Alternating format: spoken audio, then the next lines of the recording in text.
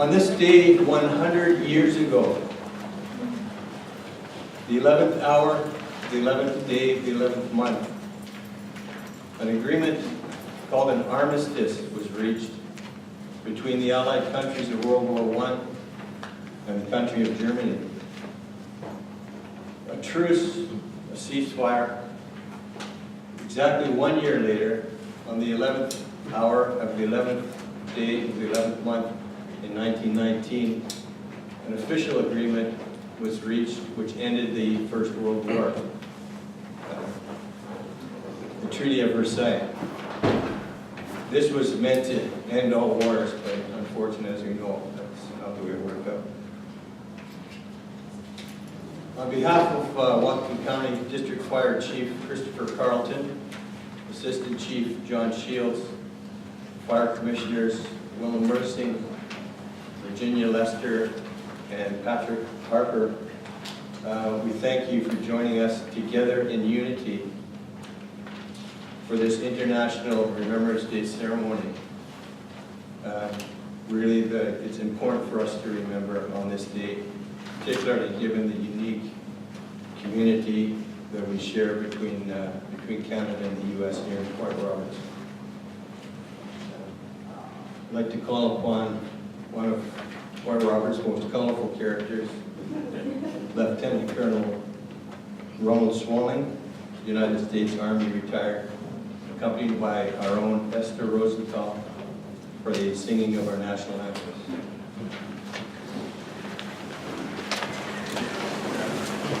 I'm not sure color fits.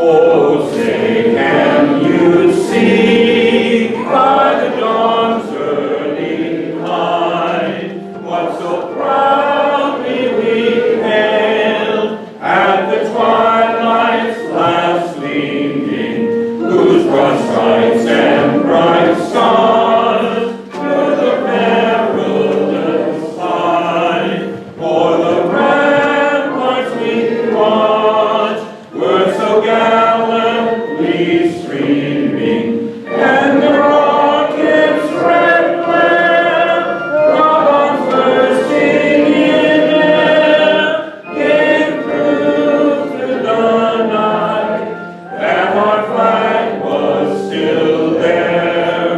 Oh, say does that star-spangled banner yet wave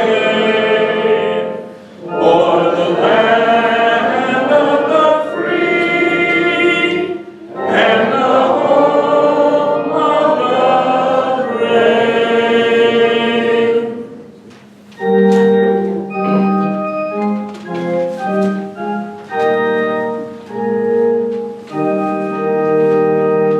Oh, Canada, our home and native land, true patriot love in all thy sons command. With glowing hearts we see thee rise, the true north strong and free.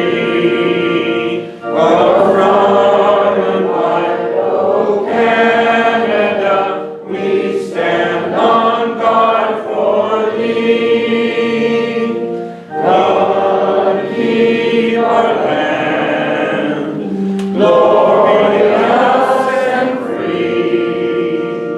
Oh Canada, we stand on guard for thee. Oh Canada, we stand on guard for thee.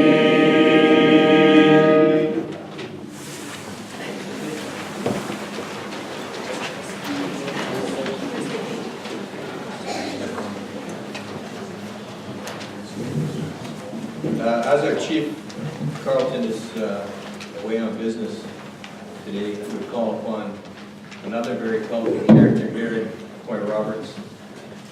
Gentleman with wide business knowledge and vast experience in life has really benefited the folks here at Point Roberts. Fire Commissioner Bill Mercy.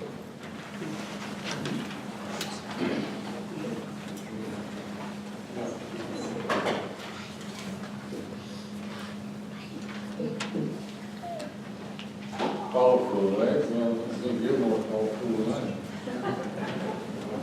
Look at this. All kinds of stuff hanging around. Thank you all for being here. Really appreciate it. We started this 5 years ago, and we haven't stopped yet. The plan is to, of course, to continue this. This year is a milestone. A 100 year, can't call it a celebration, so call it an event. But a definite milestone that none of us should ever forget. Some of us older folks have learned a lot about it in high school and in later life. I'm really, really glad to see younger people here. That really touches my heart. I see a younger generation. I see an even younger generation here, and that is amazing, and so it should be. Everyone should learn about the war of all wars, and World War I was definitely it. It was the first war, I remember, where gases were used in the trenches. It was the first war where airplanes were used extensively, fairly extensively, and I see pictures of pilots dropping little bombs, no bigger than this, out of the cockpit of their airplane. Hopefully it fell within 1,000 yards or something. But that's the start of the Air Force in most countries. There were a lot of those, well over 1,000 pilots. Rick was absolutely correct in saying that, yeah, it started off with the signing of the treaty in the railroad car in the Bois forest of Compiègne, which is about 80 miles north of Paris. On a personal note, I've been in that particular railroad car. It was a replica at the time when I saw it, because Hitler also used the same railroad car to submit the French to capitulation in 1940. After that, shortly after that, he brought the railroad car to Berlin, and somewhere, somehow, it was pulverized probably in the Allied bombing. But the memories are still there. I was duly impressed. I was only a kid of about 12 years old when I saw it. There was a table where the treaty was signed at 11 o'clock. Actually, the treaty was signed before that. It was signed at about 5 o'clock in the morning, with all the generals in attention, and then at 11 o'clock, the treaty became law. Now, law is a broad word. During that particular day on the 11th of November of that year, another 10,000 Allied soldiers died on that same day. Why is that? Because the line of communication during those years was very slow, very broad, and it took a long time. But can you imagine, you sign the treaty, the peace treaty, and at that day, that particular day, 10,000 more people died. That's half the population of us. Anyway, so be it. It's done. They called it the war that should never be repeated. That was the end of all the wars. They called it the Great War. It was a horrible thing. Totally horrible. People died of famine, disease. A good 35 million people died during that war. Anyhow, we all hope it will never occur again. Now we seem to be fighting little hotspots everywhere around the world. It breaks my heart to hear all that and to look at it on the news. But so be it. This is the world of today. And I don't know what the intentions are, to be honest with you. Again, I'm really glad to see all of you. I'm really glad to see a lot of Canadians here.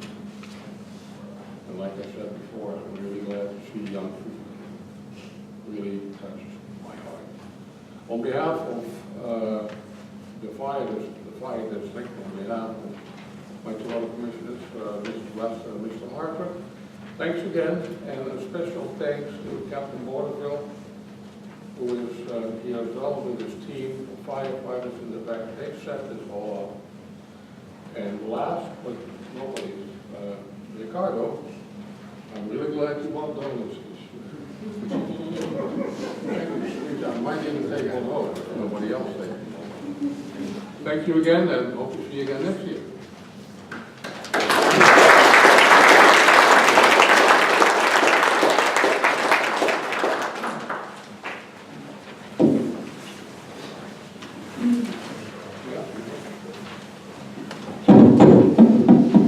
Thank you, Commissioner Mersing, for those words and sharing with us some of your experiences.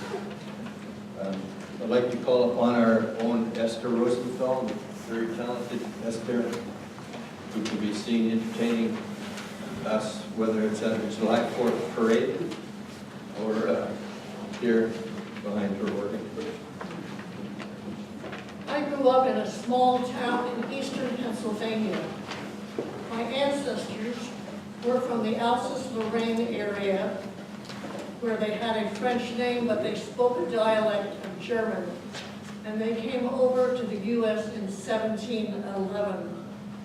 I'm the 8th generation in this country.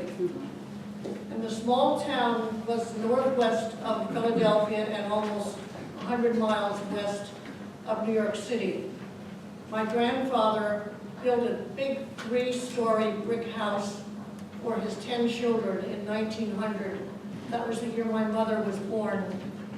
And they had a small normal school there. You would go to high school to the age of 16 and then go to normal school for 2 years, and then you'd be able to teach in the grade school. So my mother was just finishing her 2 years of normal school, and they had soldiers coming back from the First World War in 1918, who were then going to be housed in the second floor of the town hall because they had Spanish flu. My mother decided to volunteer to go there during the night shift, possibly during the summer and maybe the fall of 1918, and care for the Spanish flu soldiers. And she never got the flu, never got any signs of it. She was about three blocks away from this town hall. So she wrote up a whole bunch of letters called "It Really Happened." And I recently found number 3 out of 100 that she wrote, because she typed up this whole story of her taking care of the soldiers with the Spanish flu. So that was one that she did very much. She had 9 siblings, and I lived there with my mother and my grandparents for 12 years, from 1942 to 54. By that time, it was a state teachers college, and now it's a big, full university. The town originally had about 2,500 people, now maybe about 5,000, and the big university has about 9,000 people there. So that's what she wrote about, number 3 out of about 100 letters that she wrote called "It Really Happened."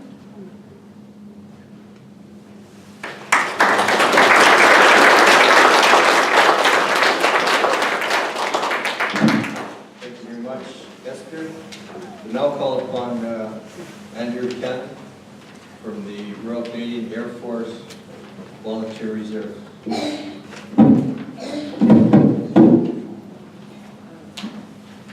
Hi there, and thank you very much. My actual unit is a special unit of the Royal Canadian Air Force for volunteers who go around recovering missing aircraft and aircrew from the First and Second World War. We had a shock in 1989. We were looking for a Spitfire for Douglas Bader, an air ace that had no legs. And we had this gentleman that used to keep coming into the pub at night, and he was from Belgium, and he would get our beers and buy us rounds of beers, and he kept saying, come to the farm and I'll buy you breakfast, come to the farm, I'll give you breakfast. And we were like, well, we're only permitted to dig up certain aircraft. And he said, no, come to my farm. I have an aircraft, I need it dug up. It's ruining my crops, and nobody will dig it up. So we said, okay. So we went and started looking around his field, and we was having breakfast, and it was a lovely, nice farm breakfast. And he turned around and he said, we said, where's the airplane? He said, there. And we said, we're looking out the farm window. And we said, what do you mean, in the yard? And he said, yeah. And we said, oh, so did you see it crash? And he said, no. Did your father see it crash? No. And we said, well, who saw it crash? He said, my father's father's father saw it crash. And we went, go again? And he said, my father's father's father saw it crash.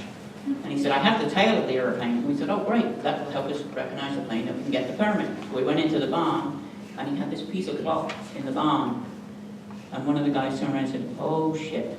It's a 1914, 1918 aircraft. And we started to recover it, and we found 2 bodies. We found these 2 guys that had been missing since 1915. And the choker came a bit later. We sent the Belgian authorities came in and gave us hell for digging up an airplane we didn't have a permit for. And we said, well, we didn't know it was there. We were having breakfast, and the guy said, it's in the barn, so we dug it up. And he said, okay. And then the coroner came back a couple of days later and said, where did you get the bodies from? And we said, out of the farmyard. And we pulled up this cat badge. And it turns out that we traced the family, and there was 3 brothers, 18, 17, and 14. They were miners in North Yorkshire. On the day that the 2 brothers decided to join up, the 18-year-old went down the pit wearing the tag of the 14-year-old. There was a mining disaster, and he was killed. On the memorial in the town is the name of the 14-year-old. What I have is the 14-year-old's cat badge from 1915 that we gave to the family, and they threw in the garbage. And then in 1989, I was on a dig in Hamburg, and this just shows you the difference in ages. We dug up a 25,000-pound bomb, 14 feet long, 3.5 feet across, 25,000 pounds of explosives. We were making it safe, and we put a hawser around it and onto a backhoe, and a German tensioned it up, but a German site foreman came along, released the cable, and 4 of my buddies went skyward. Out of that dig, we dug this cat badge. This gentleman was 89 years of age and in the Royal Canadian Air Force. He was an admin. His name was Leonard Cohen, and he was in number 9 Squadron, and he went missing from the airbase, and they could never figure out for 70 years where the hell he went. And it turns out he went down and got himself onto the plane on the one trip. They'd done 25 trips to Germany, and on the 26th trip to Germany, it got shot down, and we found his body. So we had a person that was 14 years of age and 89 years of age, and war covers all ages. And we had one thing in our unit. We have a saying, wars are known for heroes and cheers when all that they bring is sadness and tears. Sadness and tears for old and for young, for mothers, fathers, daughters and sons. And that's what we found written in a bunker at our RAF Hampstead Norris Place, unknown, no airmen. So every time it comes to Remembrance Day, I carry these 2 pins. And so far, I've only been blown up once and survived it. But every time I go and see anybody and I say to them, they say, oh yeah, they must have been in their 80s. And I said, 14 years of age, 89 years of age, and war hits everybody. And let's hope there's no more wars and no more of this dying. Thank you.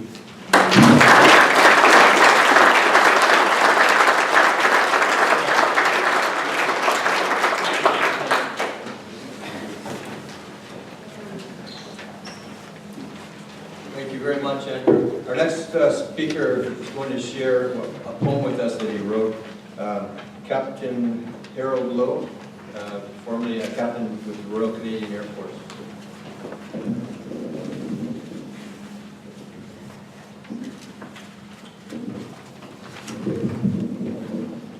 Good day, ladies and gentlemen. What I noticed at first when I was sitting there after saying the national anthems, that nobody had to get a piece of paper to read it. Read the national anthem. Now that saved it all. Anyway, at a time of war, we often hear it was a battle that 500, 600, 700 soldiers died. And then there's a patrol where one soldier died. But with the 500 or 600 or 700, there's a lot of press. But when one soldier dies, not so much. But it's still, that one person is one too many. And it shouldn't be that a big crowd gets the press, but one doesn't. So I wrote this poem to emphasize that a soldier died in Afghanistan. And it goes like this. A soldier has died in Afghanistan, the reason for which I don't understand. He went to the fight with all of his might. A soldier has died in Afghanistan. And I repeat that to emphasize that a soldier. A soldier has died in Afghanistan. I search my soul to understand. My thoughts are all there, of the ones I hold dear.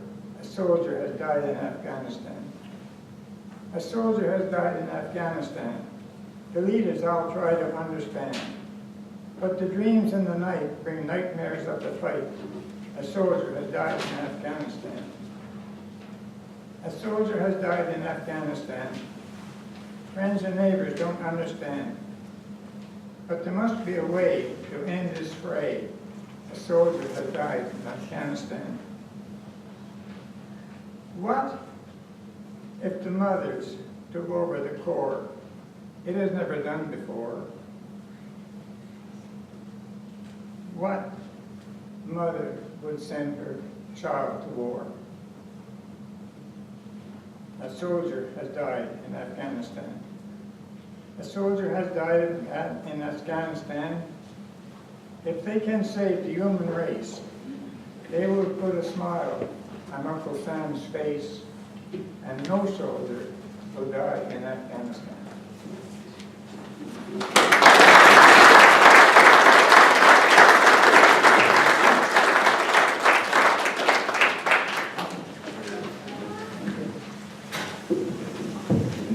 It is now 1100 hours. I would ask everyone who is able to stand for 1 minute silence. As we've heard, this day is known as Remembrance Day in Canada and Veterans Day in the United States. And the tradition in Canada has been to remember the war, the fallen heroes, the men and women who made the ultimate sacrifice so that we may walk in peace. In the United States, Veterans Day, where they like to honor not only the fallen, but anyone who has served and amongst us here today. So in your minute of silence, please remember all those folks. Followed by Jay Drew, who is going to play the last post. Taps in the state.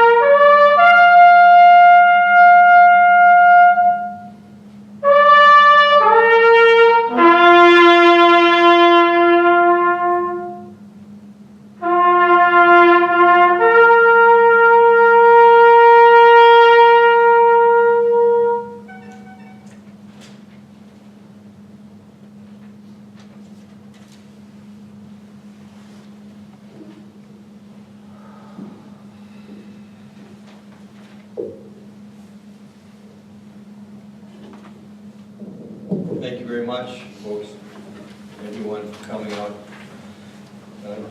We need to look no further than just this community and the international border that we travel through. Some of us heading south, some of us heading north. We live here in unity, in peace and harmony, and almost freely pass through an international border, which a lot of neighboring countries just don't have the privilege of doing that. We pass through very freely, although we did hear last week that our friends left an orange rolling around in the back of their minivan, and boy, that caused some trouble.